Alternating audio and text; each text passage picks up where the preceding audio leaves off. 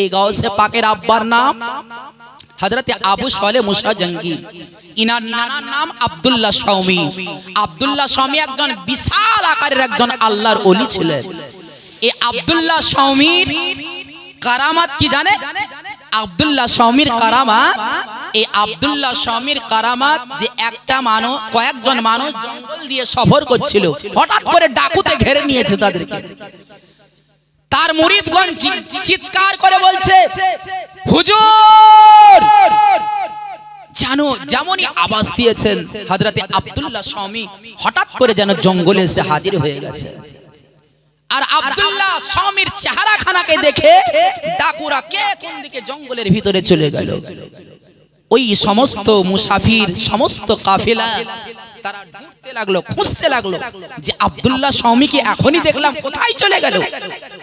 অনেক দিন পরে ওই কাফিলা যখন আপনার ইরাকে এসেছিল, আব্দুল্লাহ শাওমির কাছে এই ঘটনাটা বর্ণনা করা হয়েছিল। হে বেরাদার সামাইন ইকরাম, আমার আবু সালেহ মুসা জঙ্গি দোস্ত রহমতুল্লাহ আলাইহি, ইনিও একজন বিশাল আকারের আল্লাহর ওলি ছিলেন। হযরত আবু সালেহ মুসা জঙ্গি ইনার বিবাহের ঘটনা আপনারা শুনেছেন, আপেল খাওয়ার ঘটনা শুনেছেন না শুনেননি? আপনারা শুনেছেন ঘটনাটা, সবাই আপনারা শুনেছেন, অনেকবার এটাকে আপনার শোনা হয়েছে। হে বেরাদার সামাইন ইকরাম, তো হযরত আবু সালেহ মুসা জঙ্গি দোস্ত রহমতুল্লাহ আলাইহি, জঙ্গি রহমতুল্লাহ আলাইহি, ইনাকে জঙ্গি কেন বলা হয়? হযরত গাউসে পাকের আব্বাকে জঙ্গি কেন বলা হয়? তো হযরতে মুফাসসির ইকরাম যিনারা তাফসীর লিখেছেন, ইনারা বলেছেন যে হযরতে আবু সালেহকে জঙ্গি এই জন্য বলা হয় যে ইনি এত ইবাদত করতেন, তিনি এত রিয়াজাত করতেন, এত জিকির করতেন যে হযরতে আবু সালেহ মুসা জঙ্গি রহমতুল্লাহ আলাইহি শুধু তিনি জং করতেন না, বরং নিজের আত্মার সঙ্গে তিনি যুদ্ধ করতেন। নিজের আত্মাকে যুদ্ধ করে করে নিজের আয়ত্তের মধ্যে নিয়ে এসেছিলেন। হযরতে আবু সালেহ যে কথাটা বলতেন, আত্মা সেই কথাটাই মানত। হে বেরাদার সামাইন ইকরাম, এই জন্য তিনাকে জঙ্গি বলা হয়। জোরে বলুন সুবহানাল্লাহ। হযরতে আবু সালেহ মুসা জঙ্গি রহমতুল্লাহ আলাইহির যখন বিয়ে হয়ে গেছিল, বিয়ের ঘটনা বললাম না, বিয়ে যখন হয়ে গেল, আমার আবু সালেহ মুসা জঙ্গি দোস্ত রহমতুল্লাহ আলাইহির ইনার স্ত্রীর নাম হচ্ছে ফাতেমা, আব্দুল্লাহ শাওমির বেটি ফাতেমা। এই ফাতেমার পেটে যখন আমার গাউসে পাক এলেন, পেটের মধ্যে আছেন, তো পেটের মধ্যে কোনো সন্তানের কোনো ক্ষমতা থাকে? আছে ক্ষমতা যে কোনো সাহায্য করবে? আপনার বাড়ির আপনার কোনো ছেলে যদি আপনার স্ত্রীর পেটেই যদি একটা সন্তান আছে, আর মা যদি কোনো আপনার অসুবিধাতে পড়ে, ওই সন্তান তাকে রক্ষা করতে পারবে?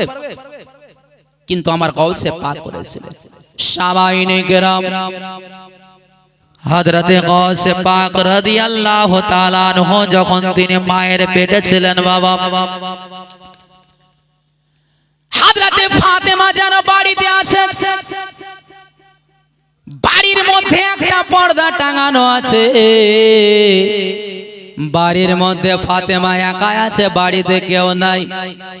বাড়ির দরজায় যেন একটা ফকির এলো, এই ফকিরটা এসে আল্লাহর নামে যেন সওয়াল করলো, বেরাদার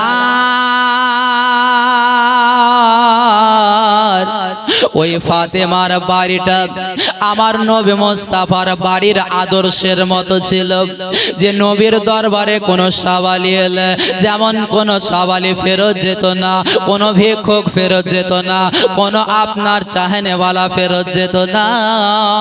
ওই হযরতে ফাতেমার বাড়ি থেকেও যেন আমার নবী মুস্তাফার আদর্শ সেখানে ছিল। ফাতেমার বাড়িতে কোনো ভিক্ষুক এলে, কোনো সওয়ালি এলে, ফাতেমার বাড়ি থেকে কোনো দিন ফেরত যেত না। ফাতেমার পেটে যেন সন্তান আছে, একাই যেন বাড়ির মধ্যে আছেন। বেরাদার আমার ফাতেমা যেন চিন্তা করলেন, ওগো আল্লাহ, আজকে যে বাড়িতে কোনো পুরুষ মানুষ নাই, বাড়িতে কেউ নাই, আমি একাই মহিলা মানুষ। আল্লাহ গো, আজকে যদি এই ফকিরটা আমার বাড়ি থেকে বিদায় নিয়ে চলে যায়, আমার বাড়ি থেকে চলে যায়, কাল কিয়ামতের দিবসে আমার নানা জান যেদিন জিজ্ঞাসা করবেন, ফাতেমা তোমার বাড়িতে একটা সওয়ালি গেছিল, আল্লাহর নামে সে সওয়াল করেছিল, ফাতেমা তুমি জানো তাকে ভিক্ষা দাওনে, তোমার দরবার থেকে ফেরত চলে গেছিল, আমি সেদিন নবী মুস্তাফার দরবারে কেমন করে জবাবদিহি করব? এই চিন্তায় চিন্তিত হয়ে ফাতেমা যেন আগ্নেতে দাঁড়িয়ে আছে। আবার ফাতেমা চিন্তা করলেন, ওগো আল্লাহ, আমি মহিলা মানুষ, একটা পুরুষ মানুষের কাছে কেমন করে যেতে পারে? আমি পুরুষ মানুষের কাছে কেমন করে যাব? সেই ভিক্ষুকটা দাঁড়িয়ে আছে, সে চিৎকার করে বলতে থাকে, ওগো তোমরা কেউ কি বাড়িতে আছো গো? আমি আজ 3 দিন থেকে অনাহারে আছি, বাড়িতে যদি কোনো খাবার থাকে, বাড়িতে যদি কোনো টাকা পয়সা থাকে, এই ভিক্ষুকটাকে তুমি দিয়ে দাও। কিন্তু ফাতেমা জানো, তিনি কানের মধ্যে শুনছেন, হযরতে ফাতেমা বাড়ি থেকে কয়েক টাকা নিয়ে তিনি একটু হেঁটে হেঁটে যখনই দরজার পাশে এলেন, আর দরজার পাশে দাঁড়িয়ে একেবারে আড়াল থেকে, পর্দার আড়াল থেকে এইভাবে যেন হাতটাকে বাড়িয়ে ভিক্ষুককে টাকাগুলো দিতে গেল বাবা। আর এই ভিক্ষুকটার যেন তার মস্তিষ্কের মধ্যে, তার ব্রেনের মধ্যে একটু খারাপই চলে এলো, তার মনটা যেন খারাপ ছিল। এই খারাপ নিয়তে ওই ফাতেমার হাতটাকে যেন সে ধরতে গেছিল। যেমনই ফাতেমার হাতটাকে ধরতে যাবে, হঠাৎ করে যেন হযরতে ফাতেমা তিনি যেন পেছন দিকে উল্টো পা হয়ে তিনি যেন মাটিতে বসে, মাটিতে যেন পড়ে গেলেন বাবা। আর তিনার পেট থেকে যেন একটা ওই বাচ্চাটা বাহির হয়ে একটা বাঘের আকৃতি ধারণ করে ওই ফকিরটাকে যেন ক্ষত বিক্ষত করে দিল।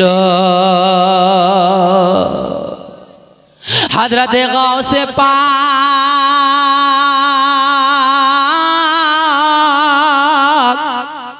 তিনি একদিন মায়ের পেটে আছে। আরে ফাতেমা যেন তিনি একদিন আঙ্গুরের বাগানে ঘুরে বেড়াচ্ছেন, হঠাৎ করে যেন ফাতেমার মন চাইল, পেটে যদি মায়েদের সন্তান আছে, মায়েদের টক খেতে যেন মন চায়, মায়েদের টক খেতে যেন মনের মধ্যে আশা জাগে।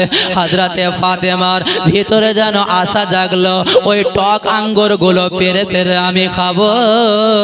হযরতে ফাতেমা তিনি যেন আঙ্গুরের বাগানে হাজির হয়ে গেলেন। আঙ্গুরের বাগানে যাওয়ার পরে একটা আঙ্গুরের খোসা যেন এইভাবে ঝুলছে। বেরাদার ও মুসলমান, ও আমার মুসলমান ভাইরা, হযরতে ফাতেমা যেন এইভাবে আঙ্গুরটাকে ধরতে যাবে, আর এই আঙ্গুরের উপরে একটা বিষাক্ত সাপ বসে আছে। হযরতে গাউসে পাক যেন মায়ের পেট থেকে যেন তিনি দেখতে পাচ্ছে এই আঙ্গুর ফলে একটা বিষাক্ত সাপ বসে আছে। এই আঙ্গুরের ফলটাকে যদি আমার মা জননী ধরে নেয়, তাহলে হয়তো এই সাপটা ক্ষতি করতে পারে, সাপটা কামড়িয়ে নিতে পারে।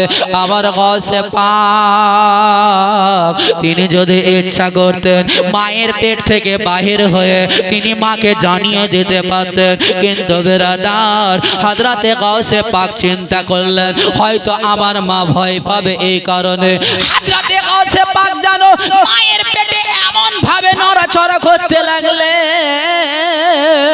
আর মায়ের পেটে নড়াচড়া করার কারণে হযরতে ফাতেমার পেটে অসহ্য ব্যথা শুরু হয়ে গেল, অসহ্য যন্ত্রণা শুরু শুরু হয়ে গেল। আর ফাতেমার পেটে যন্ত্রণা শুরু হয়ে যাওয়ার কারণে সেখানেই মাটির মধ্যে যেন বসে গেলেন। আমার গৌসে পাক রাদিয়াল্লাহু তাআলা আনহু যেদিন তিনি মাতৃ গর্ভ থেকে জন্ম নেবে, আমার নবী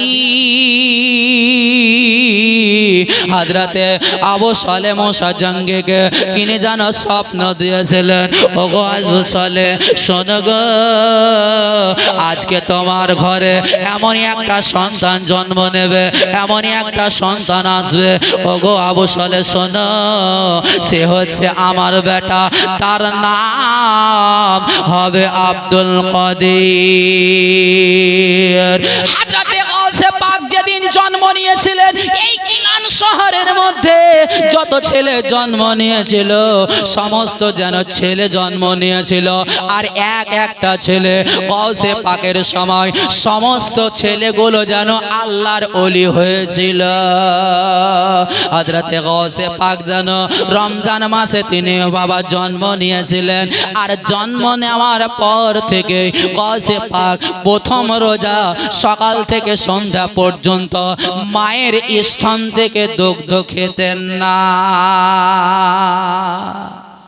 জন্ম আগে অনেক নিদর্শন হযরতে আবু সালে মুসা জঙ্গি দোস্ত রহমতুল্লাহ আলাইহি তিনি দেখেছিলেন। অবশেষে হযরতে গাউসে পাক রাদিয়াল্লাহু তাআলা আনহু